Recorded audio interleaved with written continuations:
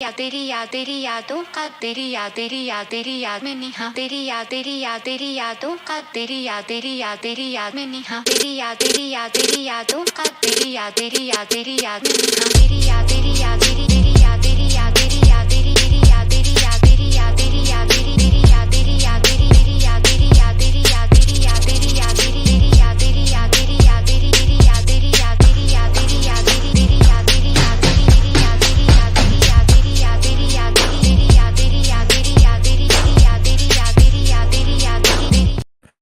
Yo, what is up, man? Welcome to the Hesi podcast. What's good with you? What's good? It's hump day. You know what I'm saying? It's hump day for the one time. We up in this thing. You already know what's up, man. You know what's up. And we got it. Sports, and, of course, sports. The real, the way. And, hey, if you out there, hit the like, subscribe. Sterling gonna give you the job. Yeah, man, you already know. This is a new show. Me and Russ ain't new to this, but make sure you like, follow, and subscribe to the Hesi podcast. You can follow our socials down there. You can also hit us up on the YouTube machine. We're going to be here all the time, but it's the holiday season. We chilling and shit. But real quick, though, I got a recap last night because I had my dog on. My dog came on and kicked it with me on the Chop Up on the Buffalo Rumblings Vidcast feed. And we were talking some Bills Cowboys. My guy over there killed that shit. Got a lot of feedback. There was you set the alley-oop and I just dunked it. You know what I'm saying? You threw the lob and I did my Blake Griffin. You know what I'm saying? No. I did the Wade, you did the LeBron. Yeah. Can we go way back like hard, man? You did the Gary Payton and I did the Sean Kemp. Hi. Hey, Sean Kemp was dope though. Sean Kemp is one of the dopest players on the court that we had a chance to watch. I'm glad that our generation's lucky, man. Yeah, no, we was in the golden age for real though. Bro, we can have a whole show like this summer when things die down. We can have a whole show about the golden age that was the 90s, the early 2000s, and the 2010s. Yes, sir. Yeah, we got all of that. And some of us are old enough that we got the last of the 80s. I'm not. Yeah, no, we getting up there, bro. You know what I'm saying? We old heads now, you know? Mm-hmm. You know? Did you go get some of that Henny? Did I tell you about you didn't get that yet? I haven't gotten it, man. You know me, I'm stuck on my Irish juice. But tonight I'm dining on something different. If you're from Texas, I'm on them Shiners, boy. You know what I'm saying? You on that Shiner bot? Yeah, you know what I'm saying? Straight out of Texas. The Shiner be hitting. The Shiner be hitting. It does. It's good shit. Usually when if I drink some Shiner, I'll throw a couple shots of whiskey in that thing. No, that's live. I'm not going to do that on this fair occasion. Okay. Well, I just tell you what I do. Do. You know what? That might be something that I adopt though, because that doesn't sound too bad. Yeah, you ain't never did that. I have with various drinks, but I just know it happens when you drop that shot in that beer. And when you drop the shot in the beer, I don't know about you, but for me, you can't just like sip it at that point. Once you drop the shot in the beer, you gotta yeah. I mean, it's good, but it's just a habit. It's just a habit of mine. And then, I just sip it. I just sip it. I don't kill it. I got a problem. Motherfucker be like me, just like four. I'm just drinking water tonight, so now I feel bad. I feel like I got to go upstairs to get some Henny, but it is what it is. Don't let me influence you. Don't let me influence you. Nah, man, drink your water. I got water too. You know what I'm saying? Water is the source of life. You know what I'm saying? It's good. Well, drink water, people. For those of you out there listening, watching, wherever you are, we got a jam-packed show tonight. We're going to talk about Ohtani's mega deal. My dog over there. Hey, we got a lot to talk about on that. We're going to talk about, we got a question, if you could bring back any defunct sport team, who would it be and why? We're going to talk about that. In-season tourney came to it wrapped up and we got a winner there. Jayden Daniels won the Heisman. We're going to talk about college football, who's going to win it all, And then, we got some NFL that we're going to finish the show out with. So some hot topics there. Bills and Cowboys play this weekend. So, that's we gonna sneak that in a little bit. You know what I'm saying? Yeah. All right. So without further ado, let's do this damn thing. Ohtani, man. So nobody knew where this man was going to sign. That was weird. It was weird. There was reports that he was going to go to Toronto Blue Jays. You had guys like Drake coming out wearing his jersey, a Blue Jay Ohtani jersey. He was. Well, you know. All right. So if y'all don't know, when I'm on the chop up, I'm a little bit more wrapped up. You know what I'm saying? I don't cut loose. I don't cut loose like that because as Sterling says, it's a family program. But this right here is for the adults. Man, ain't no motherfuckers gonna send that $700 million baseball player from Japan that we have not seen, the new Godzilla. And you remember, I don't know if y'all seen Godzilla, but you remember they had the regular Godzilla, and then they had that Mecha Godzilla. That super Mecha Godzilla that was fucking everything. That's him. He's not going to go play in Toronto. He's not going to go play in Toronto. He was only going to go play probably 3 places. I thought, hold on now, before you gonna ruin the whole setup now. Shit. Now, I didn't think okay. I thought it was possible, like, because there was reports that they were saying that old boy he was in Toronto, but those reports came out and those were null. The reporter who actually reported it on a bad source came out and apologized. And then so you think the usuals, you think the Yankees, you think the Red Sox, you think, the Dodgers were in there, but it wasn't like my first choice of a place that he'd go. Okay. And then all of a sudden they're like, yeah.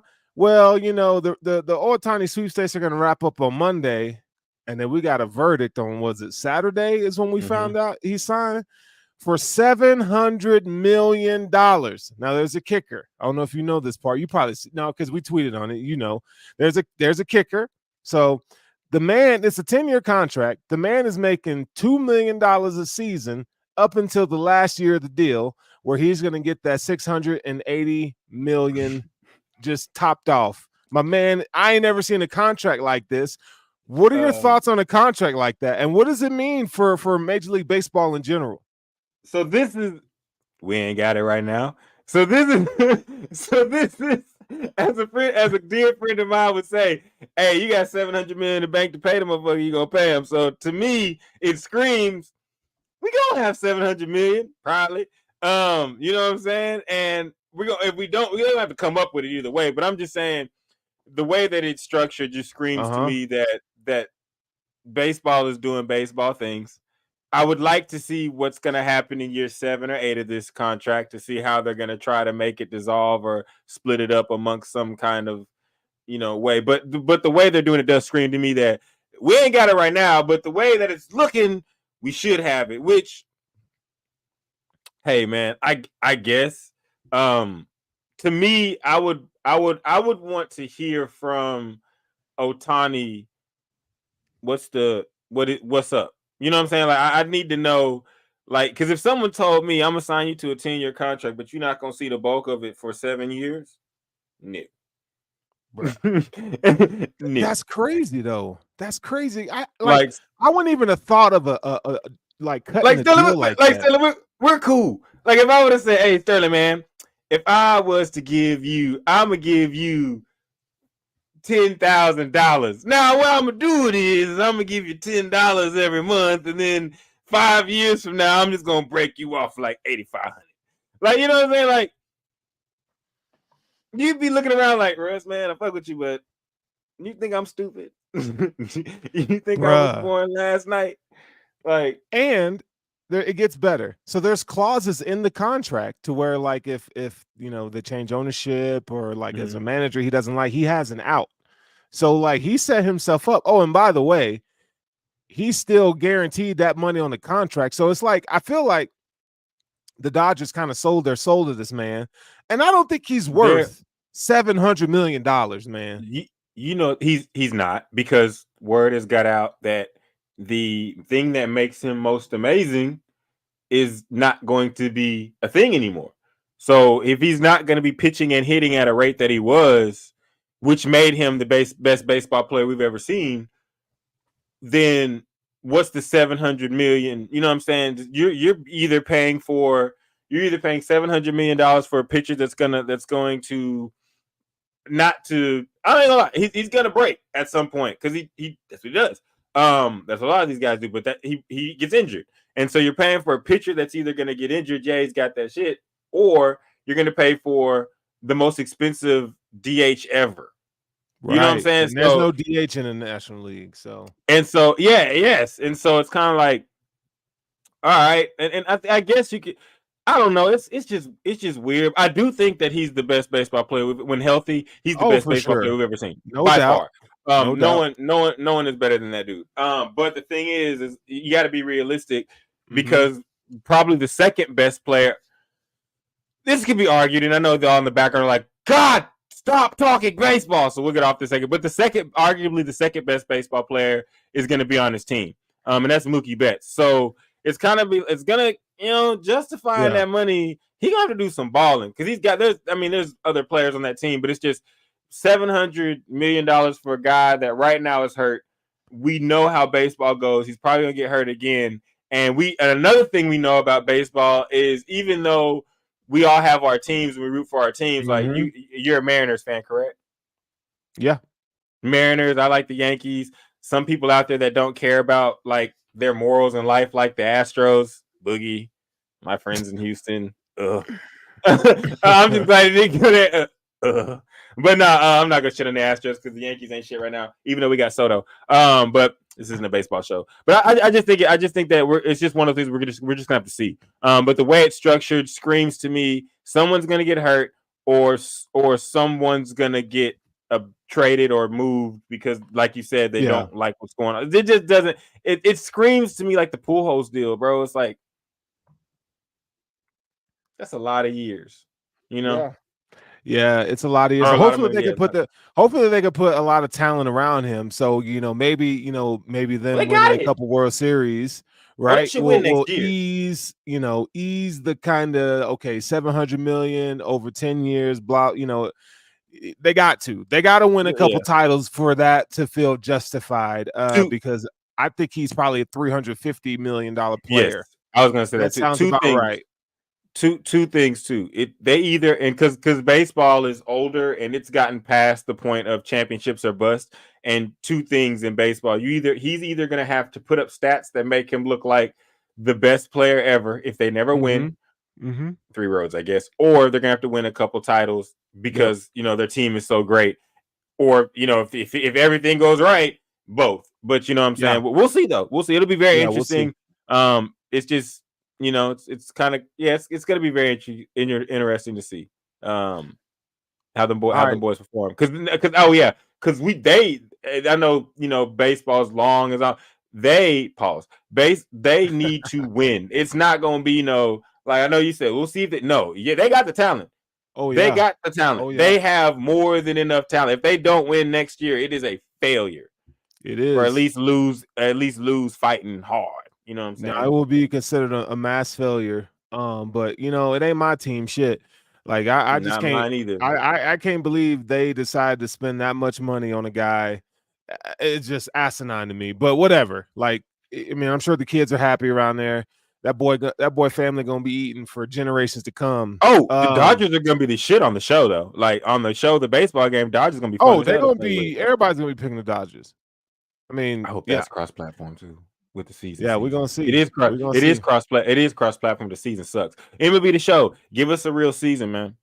Some of us just want to play a baseball season with our PS5 friends, a real one. Hey, so let's why don't we pivot to the next topic real quick? So let's get it. The question is, like, go ahead. I know. We're gonna hit it with a light one. So this is the NBA question. So if you could bring back any defunct sports team, who would it be and why? And when we talk about defunct sports team, so you're thinking of a team that's no longer around.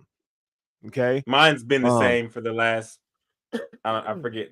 I guess you could say like maybe 20, maybe 17 years. I don't know when they disbanded.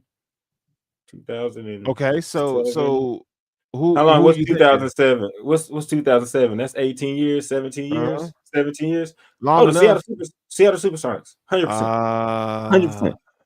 Quickest answer ever. If I could control things in sports, I would I don't pick a team that's not good right now. The Pelicans, y'all asses in Seattle. Oh man. I think the NBA needs to put a team in Seattle so bad. Like Seattle there's certain teams that no matter where you're from, like they're cool. Like Charlotte Hornets, like they're cool, bro. Like when they were gone for that minute, it was like, man, we need the Hornets back. That teal and purple was dope. Like the yellow, the gold and green, like we just talked about. It's crazy that we did that was worked in because that wasn't on purpose. But the Sean Kemp days and even older cats know about the guys that was shooting threes before threes was popping. I know. Yep. I remember Lewis, Rashard Lewis. Straight out of Texas, Rashard Lewis was out there balling. Ray Allen had a stand out there. To be honest, I think that's why KD and Russell Westbrook and Harden never won because they weren't supposed to be in Oklahoma. That shit was supposed to be the livest Seattle Supersonics team you ever seen in your life, and it was robbed and taken from us because of money. I wish the Seattle Supersonics were here. They were fun, man. They were a lot of fun. Their jerseys and their whole vibe was just super dope.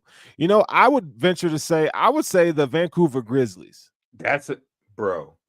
I want the Vancouver Grizzlies back, man. Their uniforms, that whole Vancouver thing was just and honestly, you could believe more that there was actually Grizzlies in the cold tundra of Vancouver. Right. So it was like, and then they had Big Country. They had Damon Stoudemire running out there. This is so crazy that we're talking about this right now. But yeah, like me and my homie was talking about it just a little while ago because he was like, I need a Vancouver Grizzlies jersey. And we was gonna Sharif Abdul-Hamoud. Was it Hamoud? Rahad? I am so sorry if I messed it up. Had a mid-range though. But yeah, yeah. But the Vancouver Grizzlies is a good one. I always say, even though friend of the show, listener of the show, my homie Chris, I know you hate them now because they left, but the Oilers, that color scheme, Houston Oilers now, their uniforms were dope. I think that just needs to the Titans owners are hoes. The Texans, man, you just wish when the Texans became a team that they could have taken that whole Houston. That's thing. The Oilers owner and the dude that owns the Titans. That's his fault. I know. But people do that, you know. What iconic, man. I wish that the Oakland A's didn't have to leave Oakland. But I will say this. Dear Las Vegas, please, just for me and my sports nostalgia, they have 1 year in Vegas where they're not going to have a place to play. Raiders, open that bitch up and let them play baseball on the football field like back in the day. Now, okay. That would be so live if the Las Vegas A's came out there and played.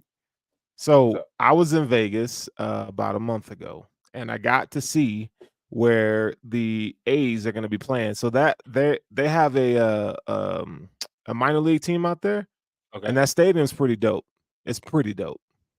So they, I don't know if I want to see them in that stadium because them niggas trash, bro. Like I don't want them in the Raiders stadium because they trash.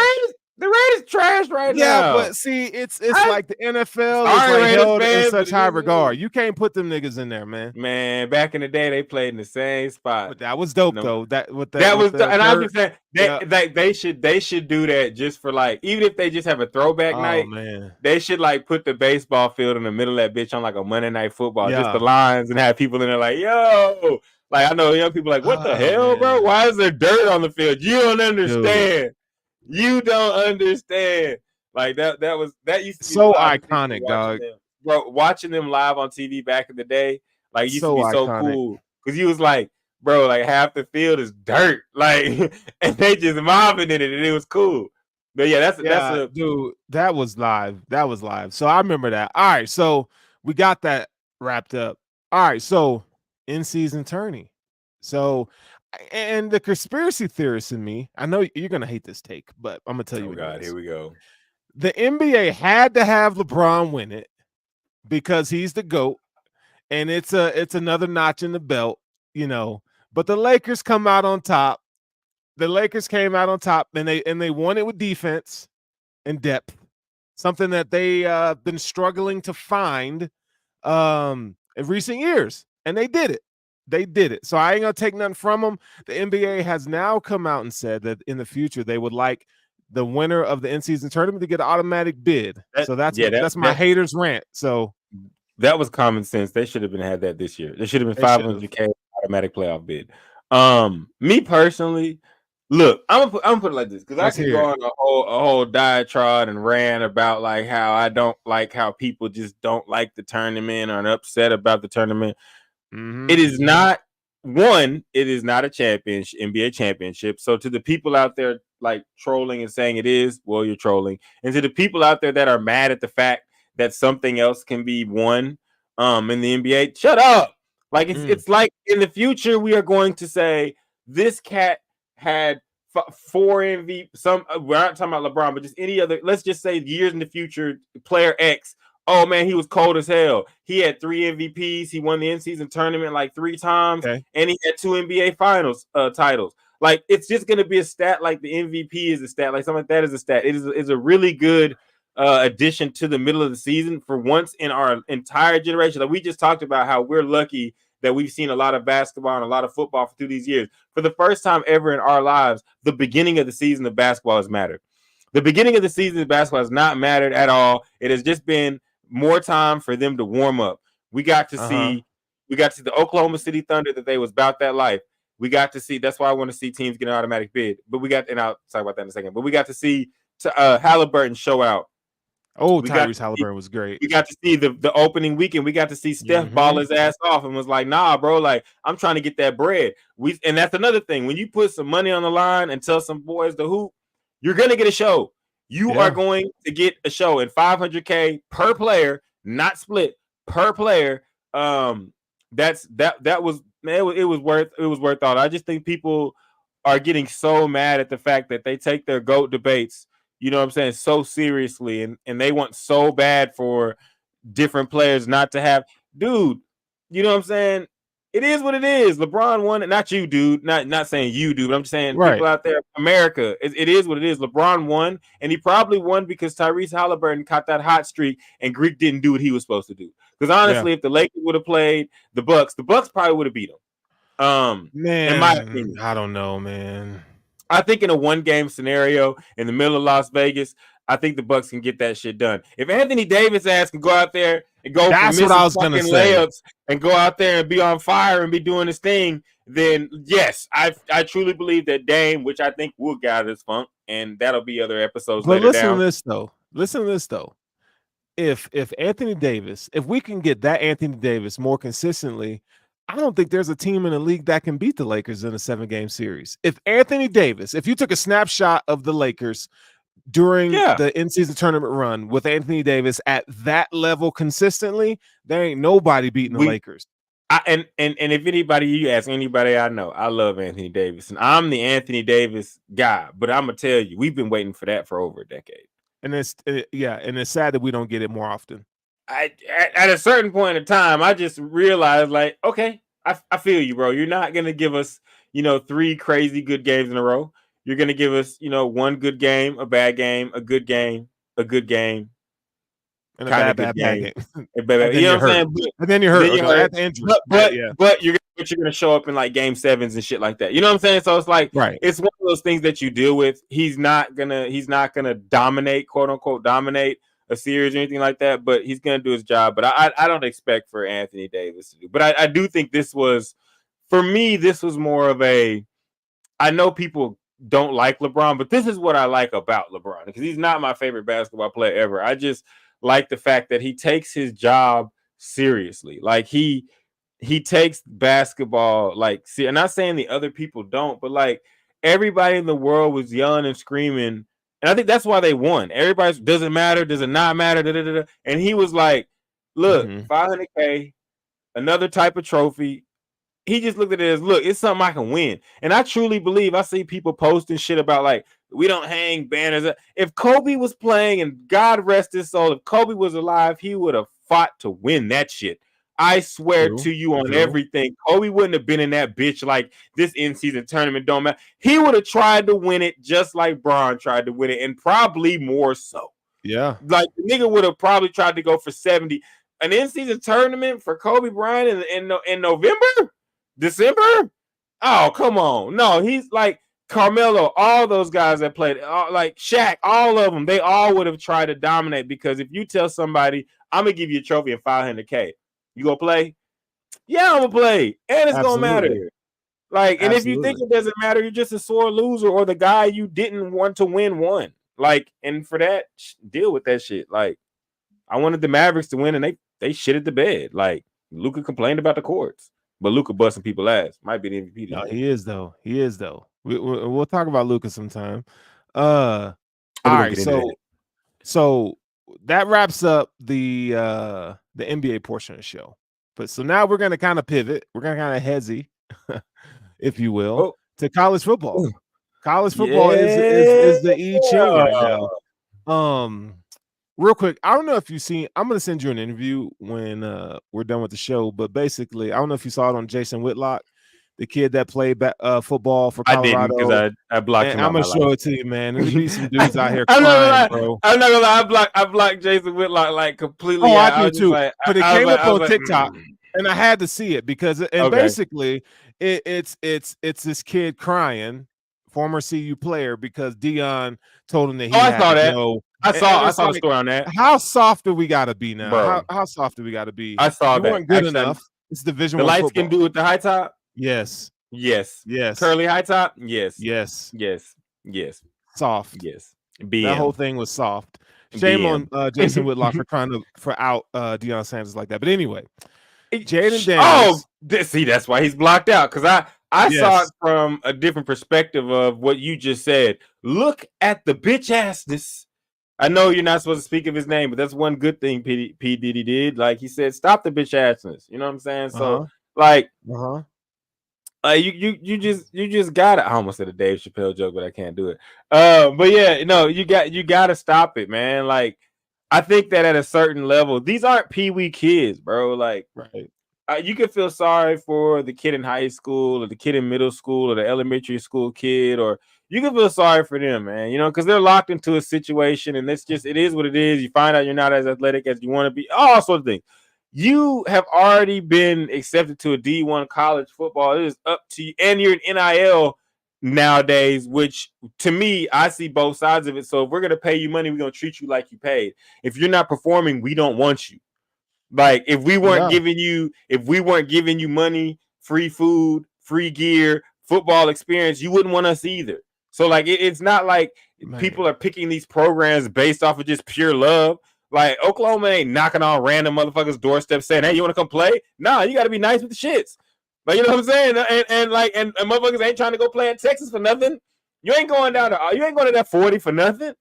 You're going to that 40 because you're getting paid, you get notoriety. And when you put on that burn orange and perform, the NFL's eyes go, ooh, same thing with ain't shit in Tuscaloosa. But that stadium and that team, you know what I'm saying? So it's a transaction. So I feel like the kid, and you know me, I side with players all the time, but to that kid, bro, no, and triple no. Bro. It's just super soft, man. And they got to do better. I mean, and I hate calling the young bro. And I hate calling the younger generation soft and being, because, you know, we don't want to be get off my lawn. So I'm not going to say y'all soft, but I'm going to say that you got to get that out. What talking about? Oh, he shook my hand and then Dion just said, tell him why. And he just pointed to the door. It's like, you are a Division I athlete, man. Like, the entitlement is crazy, bro. It is nuts. Like with guys that like even with and I'm not gonna branch off too much, but it's kind of in line with what Austin Rivers was talking about. I don't know if you saw that interview. Yeah, I did see that. He was like, you was the only person with a bag in high school or junior college. Then you go to a bigger school and they're like, we don't need you to do that because that guy's better than you. So you want to transfer. Like without even trying it first, you want to scour the entire nation.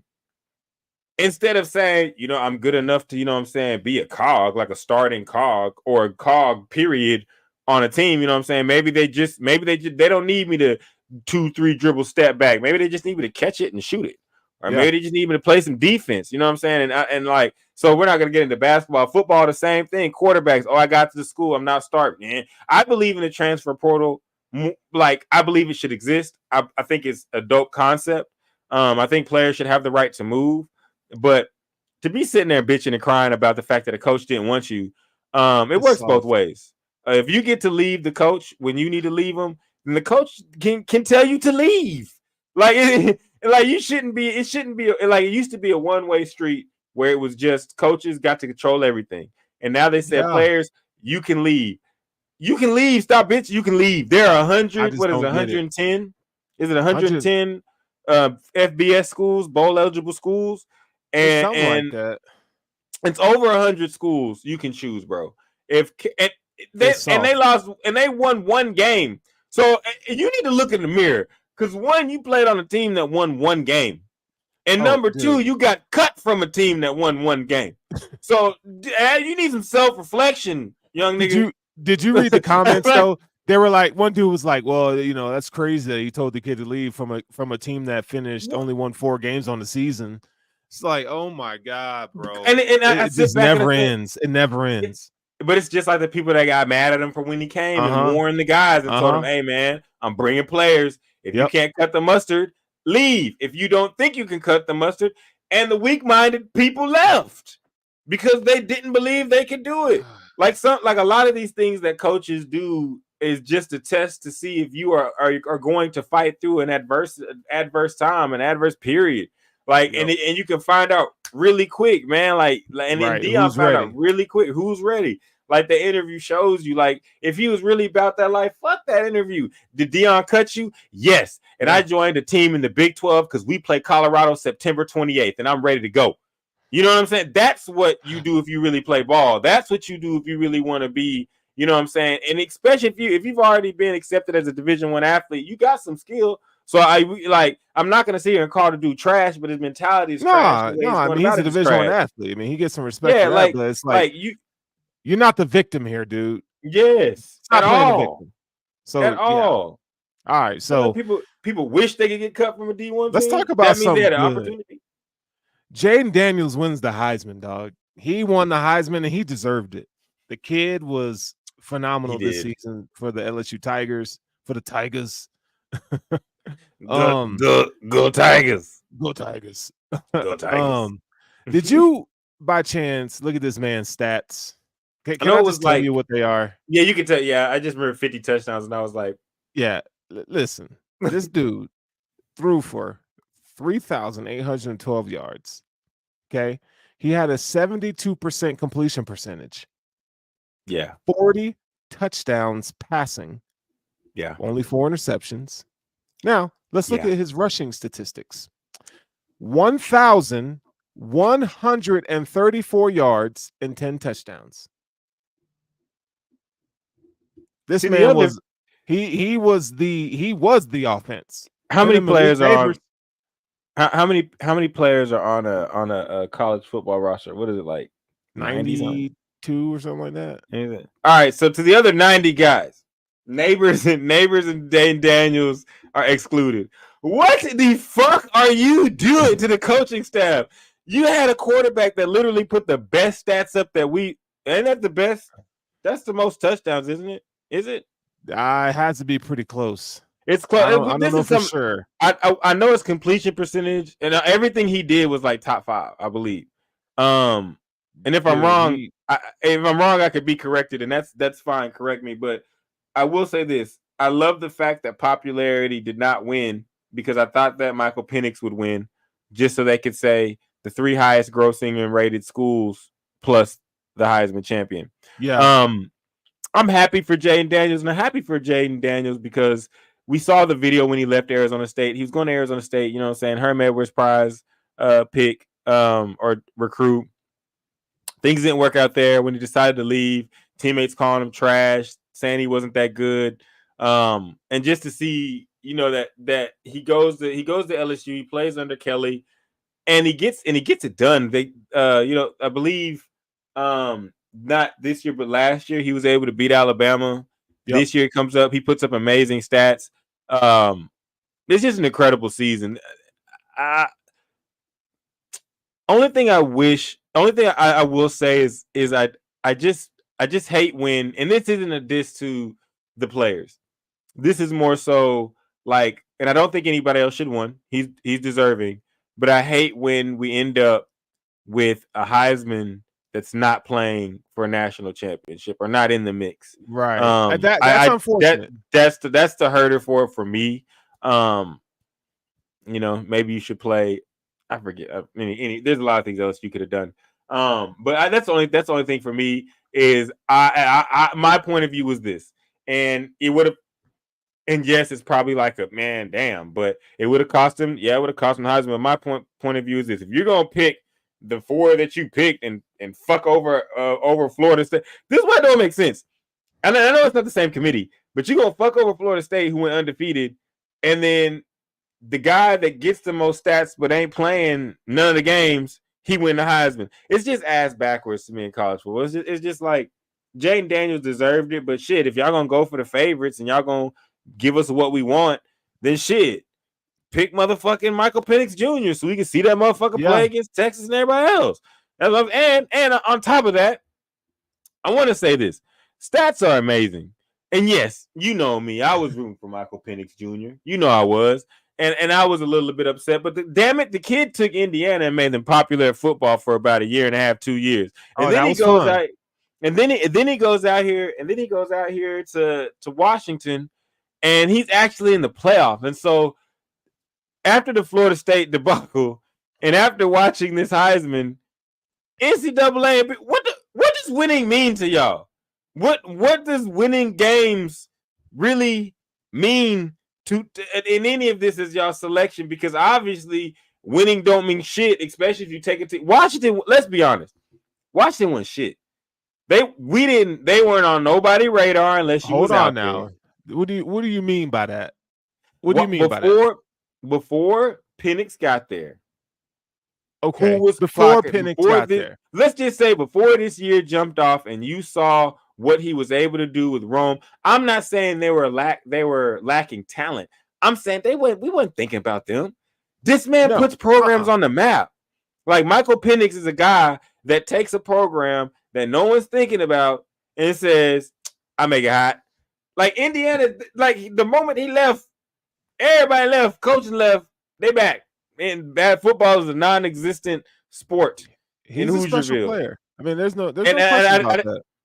I just think winning matters, and I hate to be the guy that's like Jayden Daniels.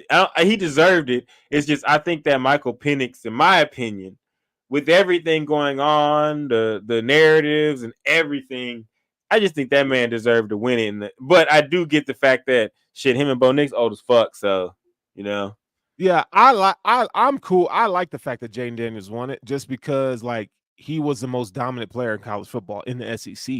You know what I'm saying? Yeah. Like Penix does play in the Pac-12. And he's surrounded by, a couple first-round wide receivers. Just a little better situation, overall. But I just feel like you have 1,100 yards rushing and almost 4,000 yards passing. That's pretty impressive, man. He deserves it. Even though they weren't in, LSU's not in a position to play for anything substantial in the CFP, but they're okay. I think Jayden Daniels, I mean, he's going to go to the NFL. I think he's going to be a pretty good quarterback. I think he's leaving. He's leaving, isn't he? Yeah, I'm pretty sure he's a senior. He's a senior. So yeah, he's going to be coming out. With these COVID years, you got motherfuckers playing 6, 7, 8 years. Oh, Knicks. That's a whole nother thing. I mean, Penix to a degree. Cam Ward's going to start the train now. Mm-hmm. Fucking Dylan Gabriel. I'm going to go play for Oregon, but I guess that's just like, if you're from Hawaii, it is what it is. It is what it is. I mean, if I'm you, I'm not worried about Dylan Gabriel at all. I'm not. I just don't want to talk. Don't have anything nice to say. Don't say anything. Yeah, I mean, bye. I am completely happy with our 5-star blue chip quarterback recruit that we have, and I hopefully that it doesn't come blowing back in my face. Pause. If barring bad play or injury, but I think Jackson Hall is going to be a stud, so I'm not really tripping.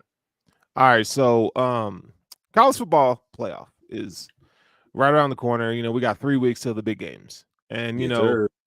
I'm the only one on the show that has a team in the college football playoff right now. So I just want to tell you that. Not that you already know that. Oh, yeah, it hurts, but the minions going to cover you. Another team. I know, right? That other team got some people that be watching, that be looking like waiting. So I want to ask you an honest question. And I know, we boys and everything, so you could be honest, okay? But we're going to talk about who's going to win these games. Okay, and this may be a topic that we kind of talk about every week until we get to the big games, because I feel like my opinion has changed over the week as I think about it, mull it over, and so forth. So let's start with Texas, because we talked about this last week too. Texas, Washington today. Who wins? Okay. It's hard for me to say, right? Isn't it? Man, it's just because I think just football overall, I'm like Texas, but talent on the outside and what we've seen Rome, Odunze, and Michael Penix do, clutch game after clutch game, it makes me think like, all right, them, a better quarterback, but and then I think Washington. Before you get to your next point, let me throw something in there just to get you to think about this. All right, we're talking Steve Sarkisian and the Texas Longhorns not necessarily living up to expectations all the time in the recent history, like recent last 2 years, 3 years, right? Yeah. If you're a Texas Longhorn fan, that has to scare you a little bit. It does, but the team is ready, if that makes sense. Okay. Like it's one of those things where as a rival of the team and someone that's just because they're in my conference watched them a lot, like Texas can lose any game, but they will always go out there trying to win, if that makes sense. Like, you know what I'm saying? They always go out swinging. Okay.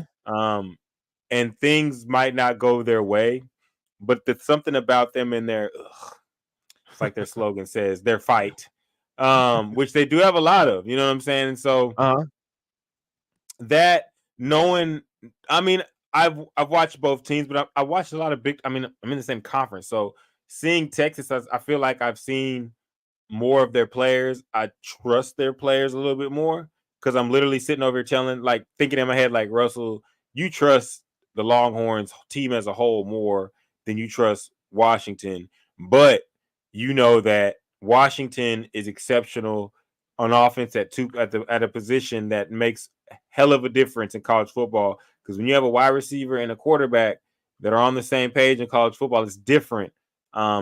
It's like almost in college football, which is, I mean, not almost. It's like in college football, you can't stop that. You know what I'm saying? Right. So it's like, do I expect Worthy to do some things? Do I expect Ewers to do some things?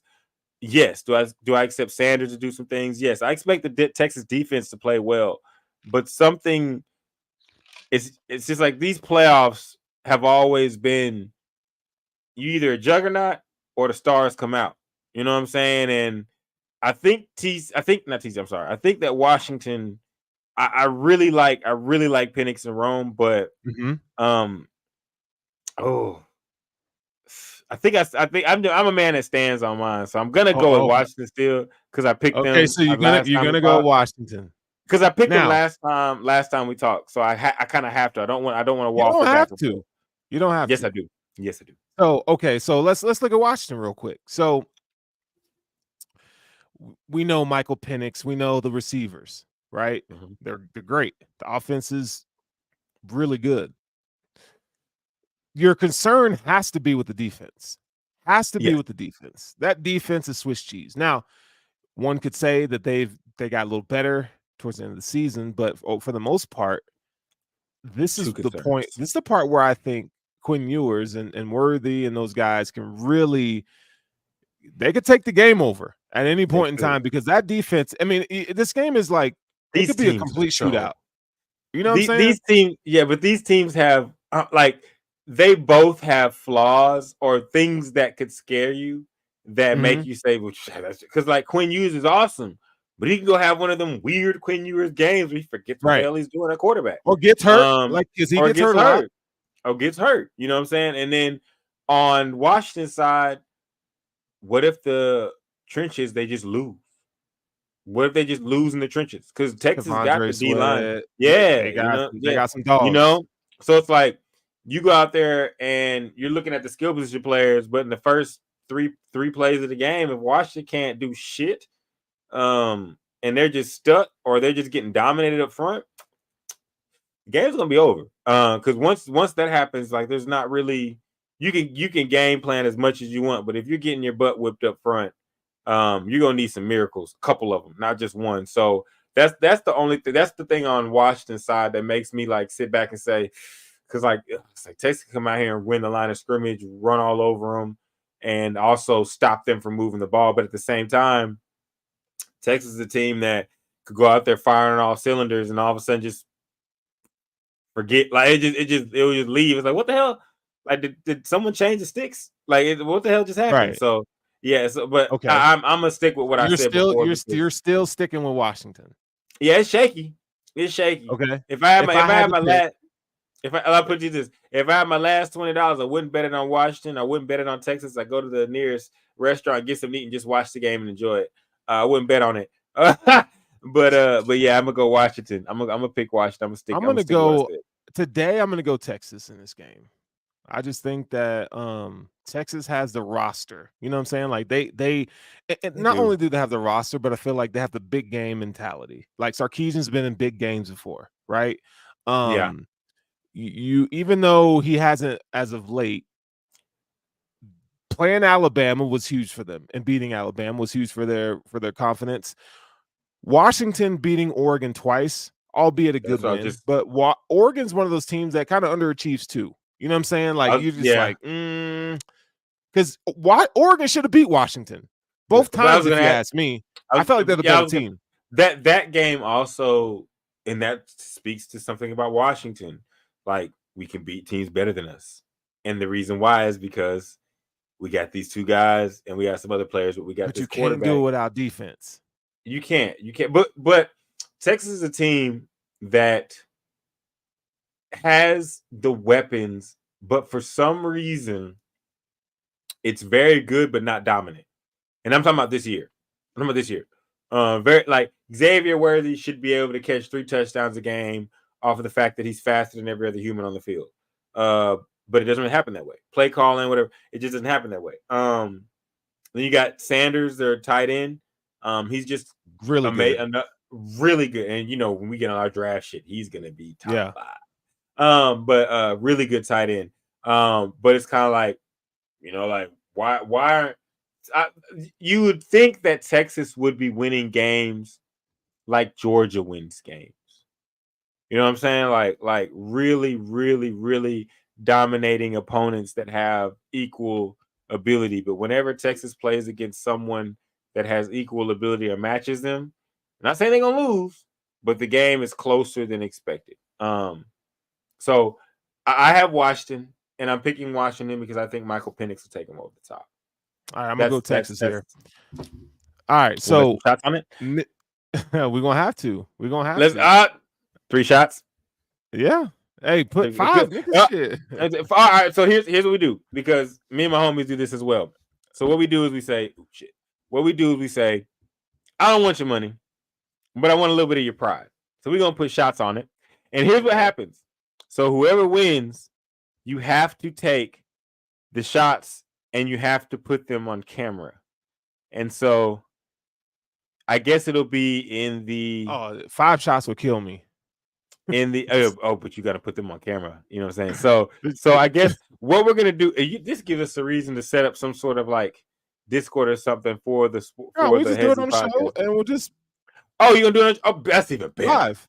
That's even better. Okay, so all right, so because I'll do them. You know. What you call it about me? So I'm gonna do them. So I was kind of worried about you. So the loser, because if Texas wins, you should be. Because 2 things. If Texas wins, y'all are going to get a fucking hell of a show the next Wednesday that comes on. Because, yeah, I'm going to do these shots and I'm going to do them in great fashion. But if they don't win, we're going to have fun watching Sterling get them hoes in. We're going to make sure all the guys from Houston get to watch as you take them things, even my homies from San Antonio. But I shouldn't even be taking Texas because I talk shit about them early in the season. So you do, but you ride now. It's stamped in stone. We wrote that shit in blood. It is what it is. You print your finger and sign. The contract. Okay. So all right. So is it 5 or 3? 5 or 3? I'll let 3. you 3. Go 3. Right. 3. Now we're not done. Letting you make. All right. What's up? Not done. Michigan, Alabama. Now. So okay. I think. Well, hold up. Can I say this? Because I think we're both going the same way on this game, even though people think we're stupid. So I think the punishment for this one is because I know where you're going. You have to. You're aligning with them, and I've already told you what I think. I don't know yet. I don't know yet. And okay. So I'm gonna put you like this, and this is gonna get clipped, and this is gonna go out there because y'all know you seen the reel. They like the reel. They like the reel of us. We got some reels, but the one of me talking shit to Alabama. So it's fuck y'all like forever. You know, forever. So I'm with the beef. So like Alabama fans, fuck you. I will never pick you in a game. I don't give a fuck if Jesus comes down and says I'm playing for the team. I'm gonna be like, well, I love you, God, but you gotta lose this one. And you know he wouldn't play for Alabama anyways. But no, I will. I'm not picking Alabama. Can't pick them. All jokes aside, I don't think that they're this big juggernaut. I think they won when they were supposed to, and now they up in the mix, and that's Georgia's fault. And okay, I have to just say Georgia, it happens. But Alabama, I don't know what link means because that's a piece of sausage that you put in a biscuit and you eat like a hot dog in Texas. So yeah, Texas won. I'm not a Texas fan, but Texas won. It is on Georgia, but Georgia lost. They fucked it up. Bama's in that bitch, but I hope they lose. I tell every Bama fan, I saw a woman in my gym the other day, and I walked by her, then I turned around and gave her the wrestling man point, and I said, y'all didn't deserve it. And she looked at me and said, damn. I said, I mean it, but I love you, but I mean it. Like, so, Alabama, I wish nothing but the worst upon you. Oh yeah. Besides injuries, I wish nothing but the worst upon you. I know this negative energy is going to help them, propel them probably to where they want to go. But fuck that. Fuck Alabama. Fuck this link shit. There's nothing in Tuscaloosa but dirty elephants and dirtier water. Go blue. So, like I'm okay. All right. So I can't not pick Michigan, right? And you know, no, you can't. The betting line is Michigan's the favorite by 1.5. But everybody's putting their money on Alabama. Okay. But here's why I think Michigan will win. I just feel like JJ McCarthy, he's gonna be fully healthy and he's gonna run the ball. White boy boogie. He's gonna run the ball. And I feel like Alabama doesn't have an answer at linebacker for Michigan's tight ends. Okay. This is not the same Alabama in the past, and I feel like the trench battle, the trench war, I think Michigan can get them. If you talk about running the ball, Michigan on offense with Blake Corum up the middle, because their Alabama's defensive tackles aren't great. They're not. It's not like Quinnen Williams. No, you're right. It's parity. Like there is real these like. I not argue, but I get mad at Texas, but they're like, man, this guy at my gym, he was like, man, you're an Oklahoma fan. Y'all got to go to a bunch of playoffs. And I was like, yeah, but we play Juggernaut Georgia and Juggernaut Alabama. Y'all get to play just a straight up Washington team. And for Michigan, people may say, why do you think that Michigan gets this Alabama team is very good. Like when people sit here and say we lived through this. This ain't Alabama of 3 years ago. Right. 3 or 4 years. No, this ain't every recruit in the nation going to one school because they want to practice against every other cold person. Like there's some spread out. There's some pair that spread out. I think that Michigan, and I will say this, and you can tell me if I'm wrong. Watching Michigan and just I don't know him, but knowing what I think I know about Jim Harbaugh from watching him in the NFL in these years that he's coached is that he plays it close to the belt until it's time to let it all hang out. Pause. And that's a great point. And I think that in this playoff, I think that he's going to let JJ McCarthy do so. That's why I call him White Boy Boogie, because I think JJ McCarthy is a lot better than we think he is. I think JJ McCarthy does what he's told, follows the game plan. But if you watch Michigan, anytime it's time to turn up, like he turns up, running, passing. I think the fact that you got Blake Corum, who's actually healthy this year. I think the fact that people are looking at that and looking like, damn, it's not. I don't think it's that same. Now Alabama, they crucial. Jayden Milroe, hey, he's cooking right now. Young boy baller from Texas, he's cooking right now. I forget his name, but the receiver that transferred from Georgia, number 3, I believe it is. Isaiah Bond. He balling. Yeah, Isaiah Bond. He balling right now. Their defense is clicking. They may not be a defense that is just overly dominant, but no one's is because the players are spread out because of NIL and everything else, which is good for us as fans. And so I think that people looking at it like SEC versus no, you're going to look at two really good teams play. And I think that in the beginning of the game, we're going to find out because I think Michigan State has the best offensive line in the country.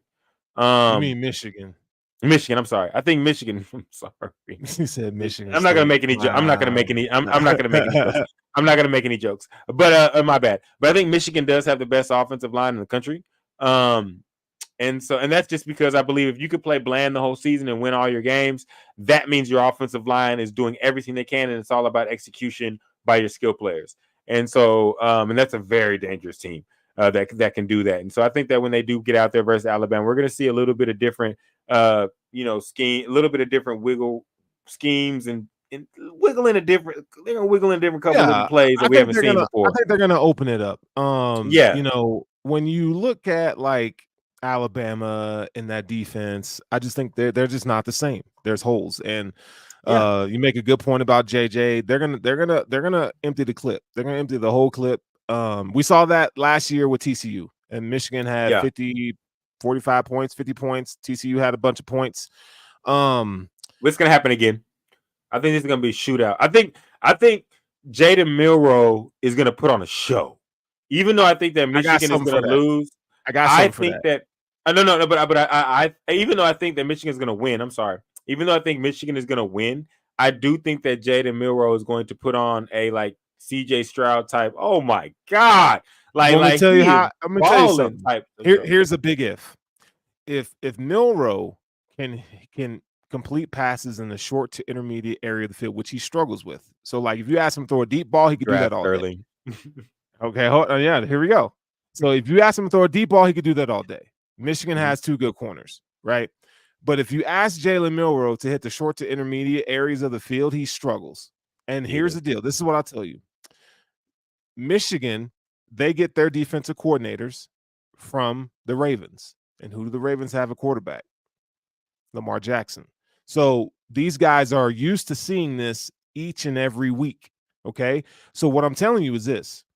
Jayden Milroe is going to see a defense that he's not ready for yet because it's going to be NFL type of principles, and he's going to have to play quarterback. He ain't going to be able to just run the ball. Huh? What Texas did to him. Yeah, what Texas did to him. They are going to that's what Texas boxed him in and was like, we got athletes to keep up with you. Pass it. Yeah. You're going to have to throw the ball to win this game. Yeah. And what you said is a big deal. And I know I make the joke all the time and say, oh, it's draft Sterling. But you know this, and you said it, them short to intermediate passes, those win tough games. And young quarterbacks have trouble making those passes. Yep. And we're talking college. They're gonna bait Jayden Milroe. They're gonna show him stuff, pre and post snap, and they're gonna change the picture, and he's gonna have to make big boy throws. So if he can do that, they can win. If he cannot, they're gonna force him into some turnovers. And I also think that Michigan's defensive line and the pressure that they can bring is going to be a big deal. Whether they bring it or not, I think that's going to be a main story of the game because they're going to be chasing him. He's going to make plays, but I think if they're able to box him in and do what they need to do, it's going to be a real rough day for Milroe. But I just think that Michigan's going to have trouble doing that. But I think that J.J. McCarthy is better than we think. He's the key. And I'm telling you right now. But when I say we, I think it's America as a whole, people that watch the games. If he declares for the draft, he's going top 15. He's going to blow the workouts out of the water. You're going to put him in front of a board, right? And you're going to ask him about these concepts and he's going to know because Michigan has an NFL type of offense. He's coached by Jim Harbaugh. He is going to kill the pre-draft process, all that stuff. So he's going to go top 15. I'm telling you, what's really funny to me, he doesn't play in a spread type of offense. He plays in a very NFL stylistic offense. and they don't ask this because they, this is what I learned in scouting community. Just because a player doesn't do it doesn't mean he can't. They don't ask him to do, throw it all over the yard. They just don't. They say that's the biggest key when you're scouting somebody is you're trying to find some film to say, can they do everything? Can I see them doing? Because if I can see them do it once, I can coach you to do it a lot. So you know what I'm saying? That's the belief. I'll go on and say I'm gonna stick to my guns. I'm gonna say Michigan beats Alabama in this game. So let's put our college football talk to bed. Now we're at the end of the show here. Okay. So we're gonna talk some. We're gonna for the next 10 to 15 minutes, we're gonna talk some NFL. All right. So Philadelphia Eagles got their ass whooped by the Dallas Cowboys this past weekend. Now, I, for one, did not see that happening. All right. I thought that the Eagles were going to put up a better fight just because, they lost to the 49ers. Yeah. It was kind of ugly. I did not see them coming out, losing another game in a row, 2 games in a row. I'm like, okay, well, shit. Like, I feel like, Dallas came out and Dallas showed me something. Like, they could be the best team in the NFC. They could. It was a game where, as a fan, you wanted to blow them out. You might have thought that it may be a struggle, because the first game you feel like you should have won, but it was a struggle.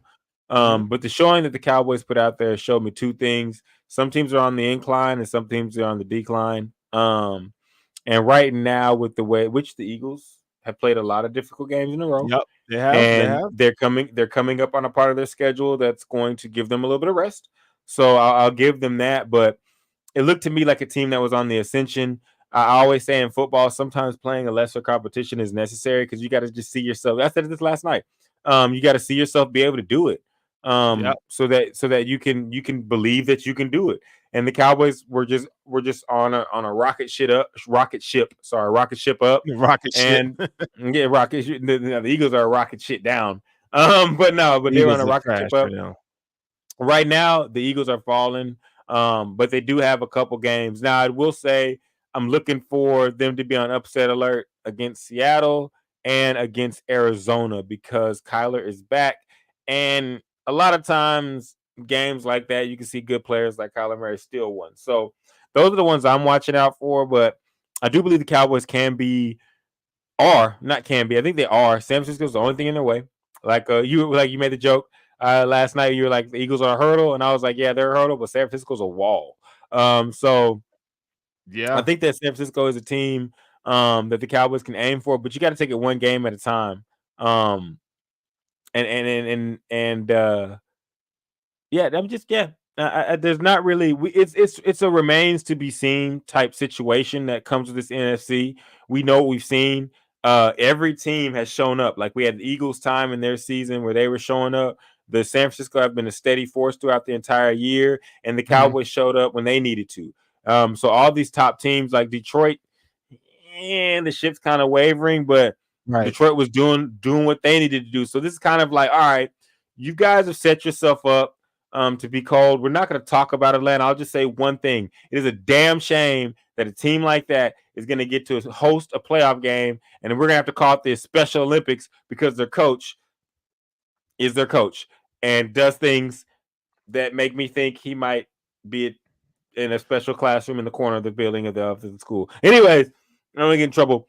But yeah, I think that this just setting up. We just got to see what's going to happen going forward. See what Dallas is going to do, what Detroit's going to do, what the Eagles are going to do, what San Francisco. So let's talk about moving forward. Okay, now we saw the Bills come out and they beat the Chiefs, right? I don't want to pitching. Stop, bitch. I'm sorry, I couldn't say this last night because it was a family show. Stop bitching. Stop, bitch. Patty Mahomes, you looking for fouls that don't exist at the end of the game. Kadarius Toney, your motherfucking foot was a mile. You might as well just ran the route. Shit, fucking offsides. Just get a false start, my nigga, because you was and restart the down because you was halfway across. To the people crying because it was a great play, ho hum, what whoopee cushions, my nigga. I don't like it doesn't matter if it was a great play. San Francisco, yes, we can agree to that right now. But what doesn't matter if it's a good play. I want the Chiefs and everybody that loves the Chiefs and everybody that wants that play not to be called to stop bitching. He was offside. Offsides. Do better. You got 2 receivers on that team, 3. Sorry, Sky Moore, you're included in this. That are poo cheese, whoopee cushions, poop. And that just do not do their job. And I'm tired of sitting people. I just saw an article today talking about, well, the Kelsey and them we're good. We know what y'all got to do. That's football speak. You need them. Oh yeah, and you need them to believe that they're going to perform. But right now, my eyes are not. I'm going to believe my lying eyes, and my lying eyes says them 3 guys can't catch, and they can't do the right thing and lining up on the field. So I just don't want to hear anything else from Kansas City. Keep the window open if you can. That's all I got to say. If you can't, you can't. But stop crying about referees on that occasion. No. I got tired of seeing them cry. Okay, but I don't even want to talk about them just because I feel like I just had to get that off my chest. Yeah, no, I feel like we got bigger fish to fry. Yeah, we know do. What I'm saying? Like, so this week, you got the Bills and the Cowboys. We talked about this at length last night, and I got to be honest. As a Bills fan, I'm nervous for this game, man. I'm nervous for this game. I'm really nervous for this game, just because. I'm not talking shit. You should be. We on fire right now. I ain't got nothing to say bad about the Cowboys. Like, they've impressed me so much. I just think that them going on the road in Buffalo, I think it's going to be hard for them.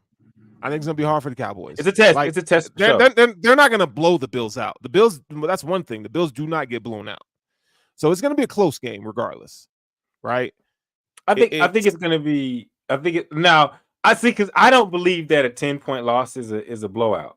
Like, I think some people, when I say that, are like to me that means like the game could have been close the whole game, and like you just gave up a touchdown at the end. You was down 3, gave up a touchdown. You know what I'm saying? Or you was down 7 and they was able to drive down in the last minutes of the game and kick a field goal and get up 10. You know what I'm saying? So I think it's going to be I think it's going to be a good game back and forth, but you're nervous like you say, you're nervous about the game nervous. because I'm saying, but like for me, it feels like you're nervous because the Cowboys are playing really good.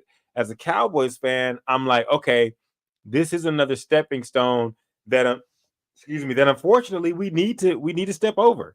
Like I know people people say you move the goalpost for Dak, and it's like, no, these are things we need to do. You take care of business at home. You put up points at home. You beat the Eagles at home. Now you need to win an away game against a competitive team that's hungry. And that's why I was saying like last night when I was like, y'all are hungry and y'all need this. And I wasn't saying it like y'all are bottom feeders. I was saying like y'all are in a fight.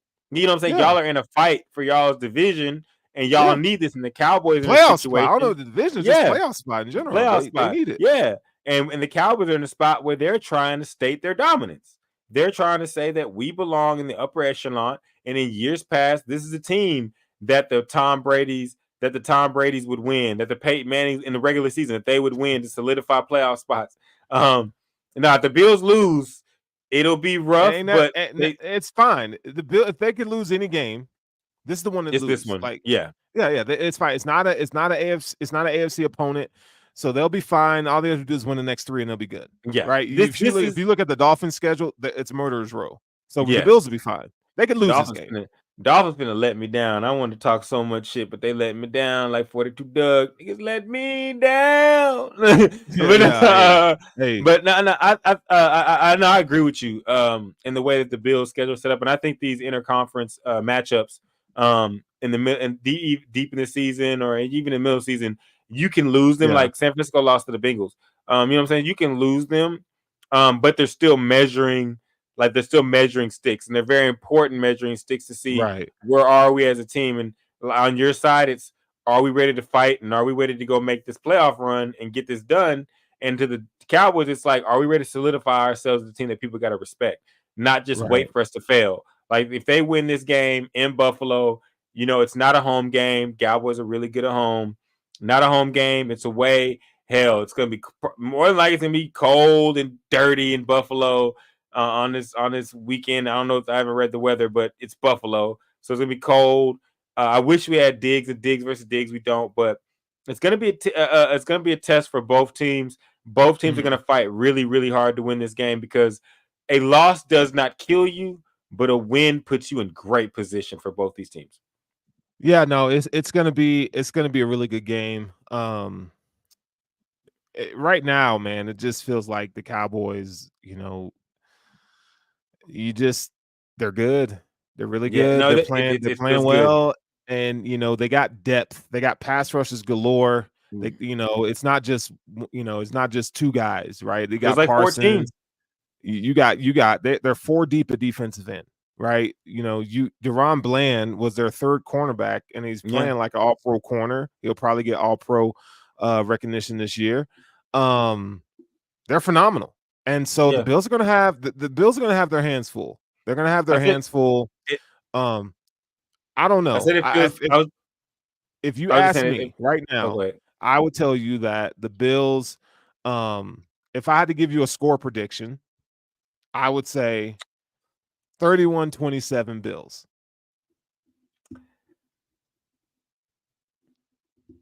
What do you think about that? I expect you to pick your squad, and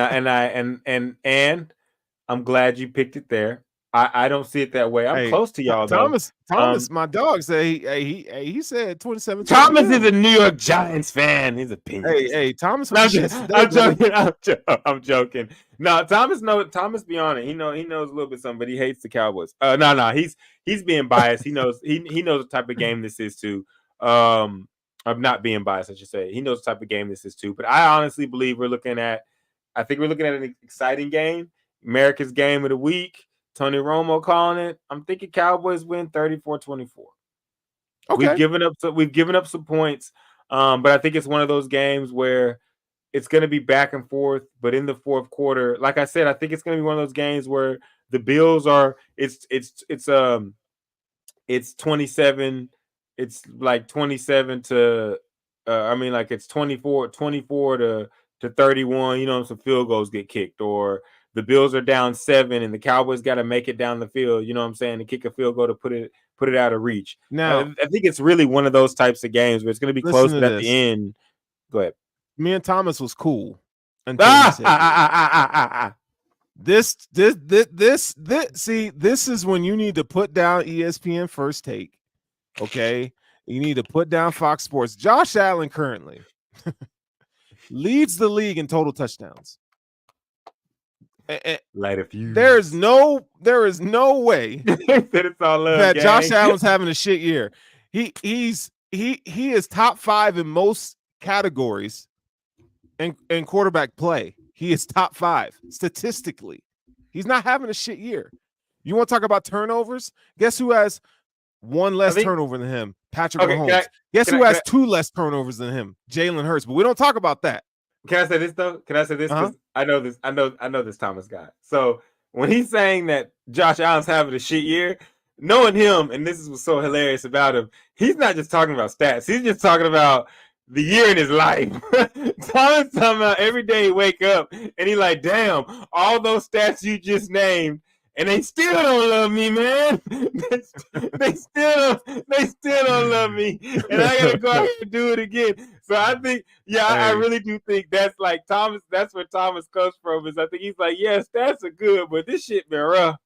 This shit been rough, cause like that's why I really mirror this season to a lot of those Dallas Cowboys 8-8 teams, because you sound exactly like a cow. Like, not trying. I know you're like, oh my god, but a fan of Tony Romo back in the day.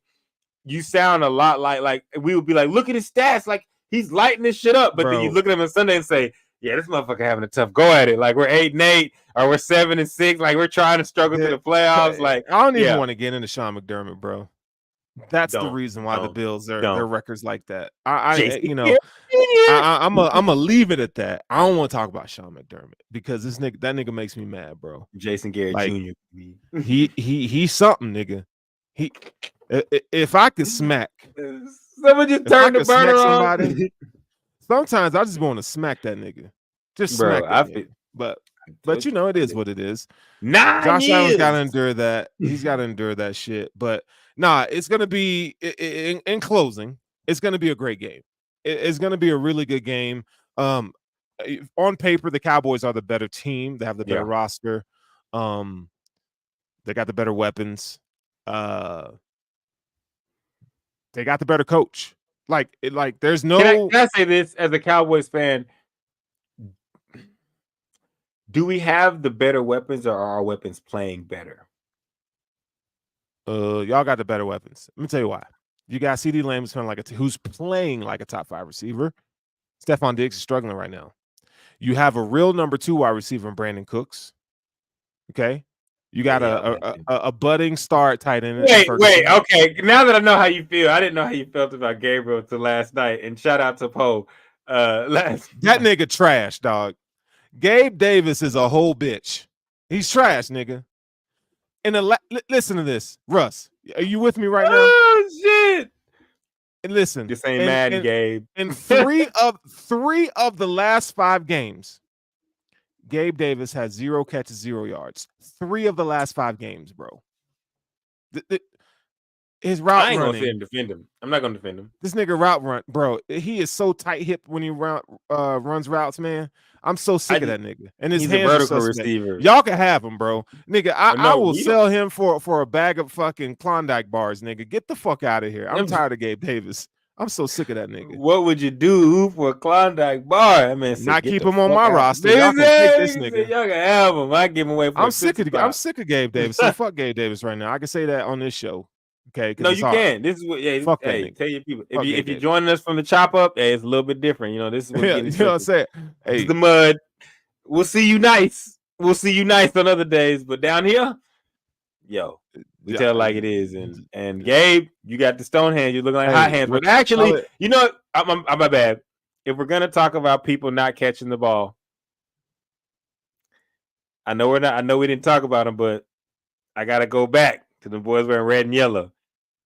Because shit, Marquez Valdez scaling Sky Moore. Oh, hey, shit, y'all niggas can catch a cold in the wintertime. Yeah, you know, them niggas. I don't know what's going on with them, bro. Boys couldn't catch a turtle on roller with rollerblades, boy. Anyways, yeah, man. Nah, I just straight trash. Nelson Aguilar, you are forgiven. He's looking at the TV like Leonardo DiCaprio. Hey, you see how I'm talking about me? Look at him, but nah. Yeah, you know, just Gabe got to do better. You can't have miscommunications with your quarterback.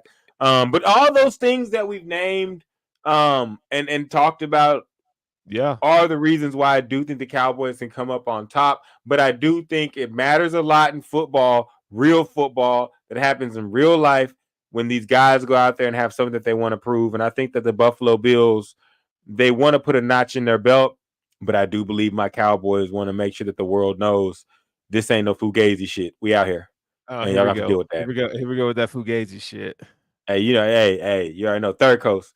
They was trying to figure out what to call our offense. It's like it's not the West Coast because they down south. It's the Third Coast offense. You know what I'm talking about? All right, so Houston. We're wrapping up the show here. But is Dak Prescott the current MVP favorite right now? Right now, I think he is. Yes. Here's how I see it. If the Cowboys are able, if Dak goes out here and wins this game against Josh Allen, which I think he will, and the reason you know what, here and let me add this because I know we're about to end, but let me add this. Okay. I also think that we saw Micah Parsons a little down in the weather last week, and I think that this game for primetime athletes on both sides of the ball, some games, when Josh Allen and them have to play Jalen Ramsey, he gets up a little bit. That's you a good corner. Every completion I complete on you means more. And I think for guys like Micah Parsons, guys like Myles Garrett, like when Myles Garrett plays against Lamar Jackson, I want to sack you. I want to sack you. Like I gotta get you. And I think that this is a game where Micah Parsons is like, I'm only gonna play you once every 3 or 4 years. And I'm Micah Parsons. You're Josh Allen. You're known for running around defensive ends and getting off, and I'm known for sacking quarterbacks. So I'm trying to get at you, and I believe Micah Parsons is going to win that matchup. So I think that's one of the reasons. But I got Dak just MVP in it. I just if he wins it, if he takes care of business, good to go. Okay. I don't know if I backtracked, but all right. I think I had to go back. I had to go back. This is a big one. I think it really, honestly, It's 3 players. It's Dak, Josh Allen, Brock Purdy. Those are I'm telling you, when the season is coming to an end, those are going to be the 3 players that you hear about MVP the most. I got one more. Who? And you're going to say, Russ, get the fuck out of here.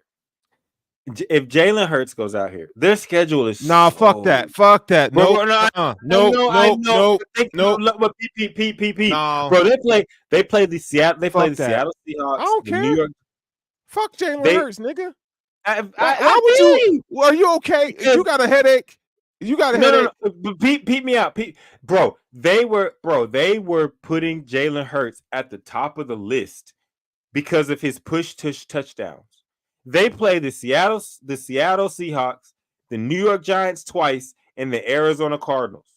He could put up monster stats. He's going to have at least 3 passing touchdowns per game. New York Giants twice. I'm sorry, Thomas. New York Giants twice. Hey, boy, you better put some respect on my boy Tommy DeVito. He doesn't play defense. The mob boss. Tommy Soprano don't play defense. And I love the look, and I love everything. I love his agent out there with the hat on. You know what I'm saying? Give him some gabagool. You know what I'm saying? Put some steak on it. You know what I'm saying? Sprinkle some Parmesan on the sauce and Hey. Anyways, you know what I'm saying? I fuck with it. I think it's somewhere along the lines, black people and Italians are intertwined. I can't believe this nigga said Jalen Hurts, bro. No, because, bro, you got to think about Pat statting is a real thing, and they had this man in the top. I feel you because you watch the film, and you're like, you can't win an NFL MVP, but tush pushes. But they're putting his tush push touchdowns, and they notice when they talk about Jalen, when they talk about every other quarterback, they're like passing TDs. When they talk about him, total TDs. And like 7 or 8 of them motherfuckers, maybe more, are like tush pushes. So it's like, I understand where you're coming from. I'm just talking about how these people vote. You know, and in the way back machine, if you just want to put some money on some shit that's not gonna happen, but may happen if the Dolphins get that shit together and light it up, Tyreek Hill could win that motherfucker. But that's way far out after that. But their schedule is they ain't doing shit. He'd also have to put up probably like 150 to 200 yards for the next 4 games. They'd have to win, and they need to win the division. But if they do that, Tyreek could win it. But I think right now, you're talking about front runner, guy that has it in the pocket, is Dak. And the only reason, and I'm not hating on Brock Purdy. I think Dak will get it. I think he'll get it. He will, because nobody believes that Brock Purdy could do this shit if Deebo Samuel and Christian McCaffrey weren't fucking awesome. Because Christian McCaffrey's another one. That is like really don't win the they don't. MVP, they don't. And so he's gonna take it away. Him and Deebo and the play of those guys are going to take it away from Brock Purdy. And that's not a shade to Brock Purdy, because he's balling his ass off. That's not a shade to him. That's just when you look at that team and you say, bro, you literally got 2 guys that you can just throw 2-yard passes to or hand it off, and they will score. Literally. Ask the Eagles.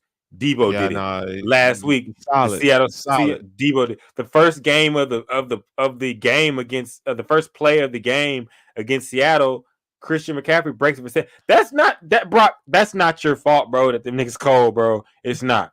But it's not, bro. I hate how people are like, he wouldn't be like, no, bro, it's not your fault that you have people on your team that are nice. You know, it's not Steph's fault that he's the greatest 3-point shooter ever, and he just happened to be on the same team as the 3rd best 3-point shooter ever.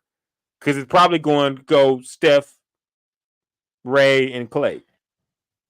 We can get into that another time. But yeah, it's just not his fault. But Dak has shown the qualities of leadership. Mm-hmm. He's picked his team up when they were down. Dak has just had an MVP type season, bro. Like, he picked his team up when they were down. He's making plays. He's playing really good against bad teams. He's playing really good against good teams. You can see as far as his teammates reacting to him. Like, he's just having an MVP type season, but it's up to them to finish it. And I hope he does. And if he does, I got something for the people, because there's a lot of people talking about Dak haters and who loves Dak and who hates Dak. Uh-huh. I call myself the honest Dak fan, and I tell it like it is, and that's the realest love that there can be. And let him win that ship, and let him win that MVP. That's a compelling argument. But we're gonna talk more about that. this weekend, for us, you know, you're gonna be on intentional grounding on Sunday after the game. Yes, sir. So for Yes, those of you sir. who are watching the show and you want to hear us talk about the Bills and the Cowboys, the outcome of that game, you know, you find me on YouTube. All right, I'll post a link on the X machine, the Twitter machine. You can find me there. But Buffalo Rumblings. But Yep. this And if you show, the Hesi also my podcast. bad. I was Go gonna ahead. say also if you follow me, you'll get it automatically if you follow me on YouTube. I mean on Twitter with the name you'll get it automatically because I stream it automatically there. And So I think I'll be able sure. to double stream it onto our podcast as well. Yes. So I think we can get a double stream. Yeah. Yeah. So make sure that you guys stay locked and loaded. But this is the Hesi podcast. We're going to be here every single week. All right. We're going to be talking NFL, NBA, college football, the major sports topics that, you know, that matter. You know, we don't spend much time on baseball, but we had to talk about Ohtani tonight. We had to. But 700 is a large number. It's been real. This shit's been real. It's been fun tonight. We got big shit popping, as T.I. would say. Hey, you right. We're gonna be here. It continue to grow and get crazy. Tell your friends, tell your grandma, your mama, your daddy, your brother, your sister, your cousin. If you like sports, fuck with your boys. All right. Oh, and yes, before that music drop and Sterling get his last, you know it's about to. You know it's about to. Hey man, look. Don't shoot your homegirl and blame a nigga for it. Let's go. This is the Hesi podcast, and we about this bitch. तेरी यादों का तेरी याद में निहा तेरी यादों का तेरी याद में निहा तेरी यादों का तेरी याद में निहा तेरी यादों का तेरी याद में निहा तेरी याद